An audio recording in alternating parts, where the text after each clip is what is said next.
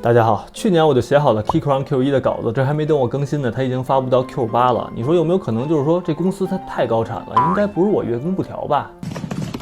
那再不做的话，我这整篇稿子都废了，所以我就稍微改了改稿，像之前 K 系列那篇一样，给大家梳理一下整个 Q 系列，最后大概也就重写了80%吧。赶紧开始。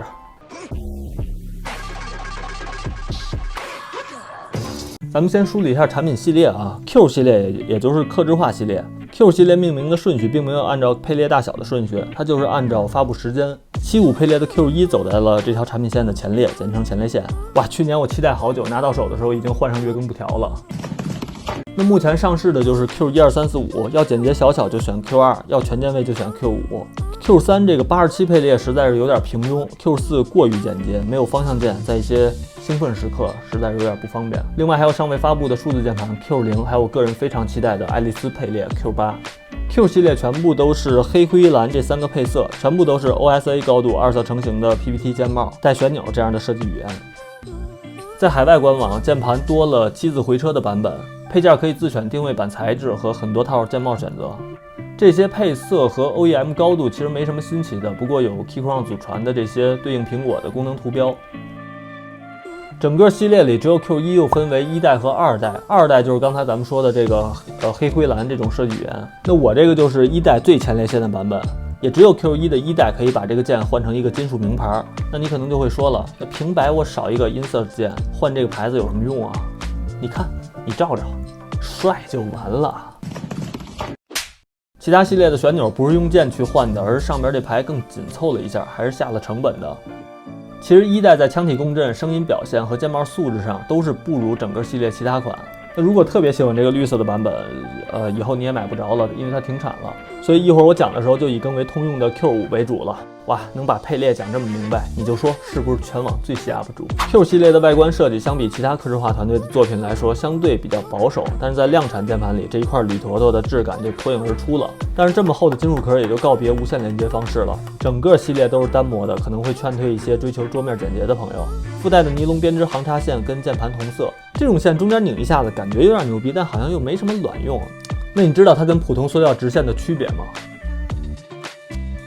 近1-2年出的这些键盘，热插拔基本都是标配，大大降低了玩的门槛。不过在腔体结构上，大多数成品用的都是成本较低的吹mount结构，手感的一致性天然劣势，所以现在厂家们都在 gasket 结构上做文章。小科普一下 ，gasket 结构就是用上壳和下壳夹住定位板，这个小棱里放的这块软性材质叫 gasket。这种被软性材质夹的方式，相比吹mount结构，不仅可以抵消硬性接触的共振，还能提升手感的一致性，可以说比吹mount的手感上限高一大截儿。但 gasket 作为众多结构中的一种，其实也没有网上吹的那么玄乎，什么与低音、颅内高潮，其实跟 gasket 结构关系并不大。我分析怎么回事呢？它 gasket 它被夹吗？不是，它夹紧了，就雨滴了。前列线版本标配的轴体是加达龙给 Keychron 全新定制的，采用潘通色彩系列命名。这个系列的命名其实我是能接受的啊，相比其他客制化轴体，哇，颜色都用完了，开始小动物、小植物都不能幸免。水母轴、星星轴、萝卜轴、白菜豆腐、象拔蚌，太夸张了。除了象拔蚌是我编的，我操，你可太会起名了！劈你的雷正在路上。这个梗可能有点就我青春的时候也是听王心凌长大的，他当时有首歌名字叫《劈你的雷正在路上》，那当时我就觉得，我操，你可太会起名了。好，说回轴体啊，除了前列线版本，全系列成品都是标配加达龙 G Pro 系列的红茶青，性价比很高。单买轴的话，3块钱以下，我也是无脑推 G Pro 的红黄白。它这成品选不了黄白，还是有点遗憾，所以我这把 Q5 选了个红。那配合 Q5 的这个腔体，它不是那种扎实的咚咚咚，它也不是那种清脆的嘚嘚嘚，它属于不紧绷不油腻，略带一点点温柔的哒哒哒。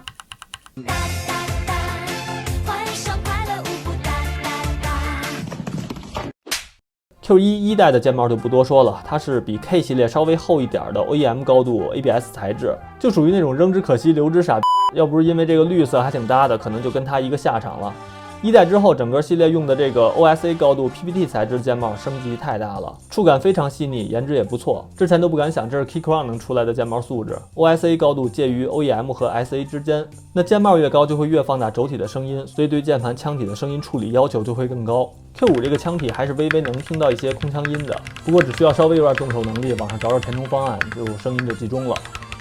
我只改了共振更严重的1代。Q5 其实还可以，我就不弄了，都填满了的话，千篇一律的声音其实也没什么意思。